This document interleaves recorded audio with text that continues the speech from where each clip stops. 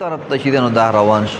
زما محترم کل یو انسان د الله تبارک وتعالى د حکم مطابق زندگی نه تیری، د الله تبارک وتعالى نافرمانی کوي، د په غیر پسې منډي وخی، نو الله تبارک وتعالى د ګلی په تور باندې ارشاد فرمای یا ایها الانسان ما غرک بربک الکریم. اے انسانا ته د خپل کریم رب مبارک کم یو شیز په دوکه کې واچولې، زمانم تا ته سوخ ملاو شو چې زه د پرې خودم او ته په نورو پسې چې نو دا لاړې. زما محترم و زما استاسو د دنیا او د آخرت د ټولو مسلو حل دا صرف او صرف د الله تبارک وتعالى سره دی.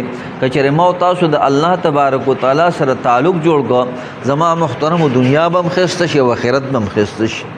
نن زما عزتمند خلک په دوکه کې پراته دي، د دنیا په شزونو پسې منډې وخی، خپل خالق مالک او رازق چې دا ایر کړی دی. زر د هغه غړې براشي زما محترمو، زبم د دنیا نه لاړ شم، تاسو بم د دنیا نه لاړ شي، بیا دلته چې څه کړي وي هغه به مخې ته راشي. بهلول رحمت الله علیه یو بزرګ چې دا تیر شوی دی، سیده ساده انسانو، ساده زندگی به تیرولا، خو ډېر الله والو.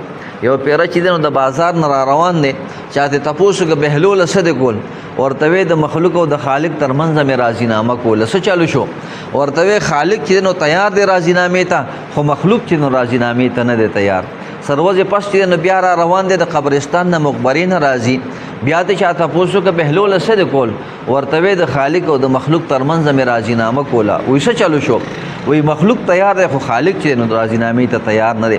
زما محترم دې زندگی کې مونږ او تاسو الله تبارک وتعالى راضي کو، الله تبارک وتعالى خوشاله کو، الله تبارک وتعالى سره تعلق جوړ کو.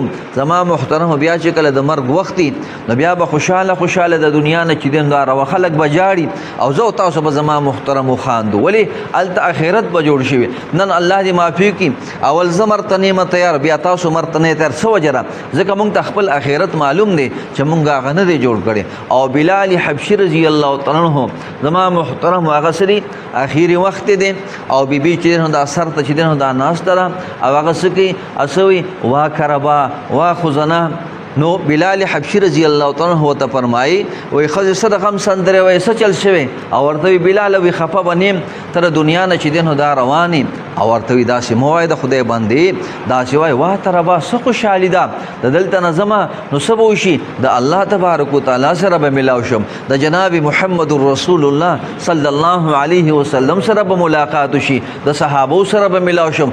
دا خود خوشاله مقدم. علما فرمای زما محترمو وی ټول عمر کې نوې جامې نوې جوړ کړي، او چې کله اخیری وخت راغی نوې جوړ کړل، چاته تاسو کې بلاله ټول عمر په زړو کې تیر کوم او اخیری وخت کې نوې جامې جوړ څه وجرا ورته د الله بنده ته څه پته ده، و چا سره به ملاويږم، و چا سره به ملاويږي، و جناب محمد رسول الله صلی الله علیه وسلم سره به ملاويږم، لمه غواړي لک په شکل کې چې دا ملاوش.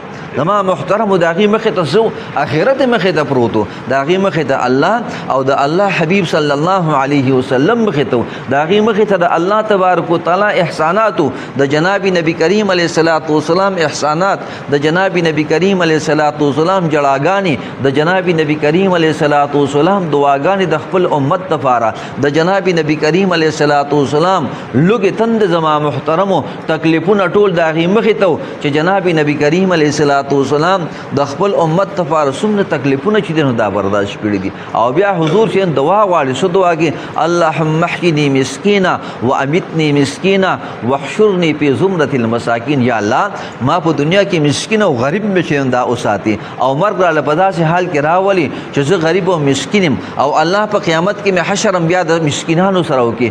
مور بی عائشہ رضی الله تعالی عنها عرض کی یا رسول الله صلی الله علیه وسلم تاسو د مسکینانو سره حشر ولې غواړي؟ نبی علیہ الصلوۃ والسلام ارشاد فرمایي عائشہ غریبانان خلق به د مالدارونو 1500